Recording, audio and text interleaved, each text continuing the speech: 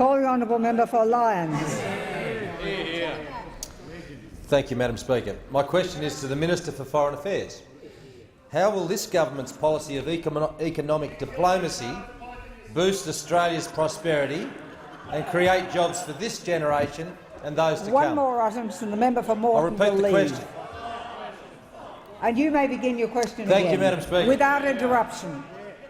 My question is to the Minister for Foreign Affairs. How will this government's policy of economic diplomacy boost Australia's prosperity and create jobs for this generation and those to come? Thank you. I call the Honourable Minister for Foreign Affairs. I thank the member for Lyons for his question, and I acknowledge his efforts in promoting economic activity in his home state of Tasmania. Madam Speaker, under this government, Australia is open for business.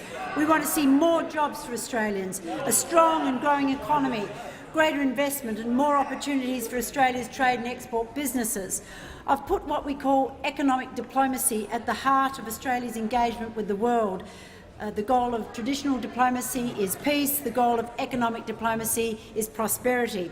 We're harnessing our diplomatic network to promote Australia as an attractive place to invest and do business, and I've requested every one of our 96 heads of mission overseas to produce a business plan for our diplomatic teams to identify opportunities for the private sector to increase trade and investment between Australia and the host country.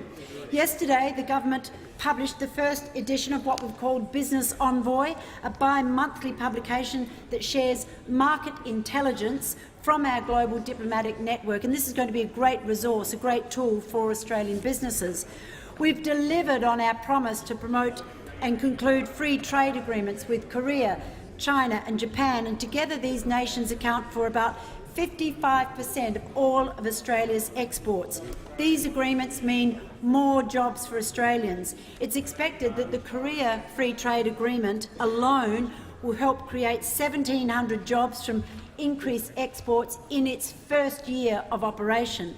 The Japanese Free Trade Agreement is the most liberalising agreement on agriculture that Japan has ever undertaken, creating significant opportunities for Australia's dairy and beef and seafood industries that will be important for Tasmania. The agreement also slashes tariffs on manufactured goods and guarantees access to the Japanese market for services, including from our finance, legal, education and tourism sectors. The recently concluded China Free Trade Agreement will produce a similar story, all finalised, all achieved within 16 months of taking office. We're also investing in a generation of students who, through the new Colombo Plan, will better understand our region and the opportunities our region offers. We want our young people to be more Asia literate so they can take advantage of the re-emergence of Asia as a dynamic economic region. A projected middle class, a consumer class of over 3 billion people within the next 15 years. Madam Speaker, the challenges and opportunities identified in the intergenerational report that the Treasurer released today make it even more important that we continue to find new markets and enhance existing markets, enhance the established markets for our goods and services.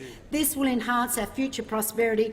This government has shown that it has the vision and the resolve to achieve this.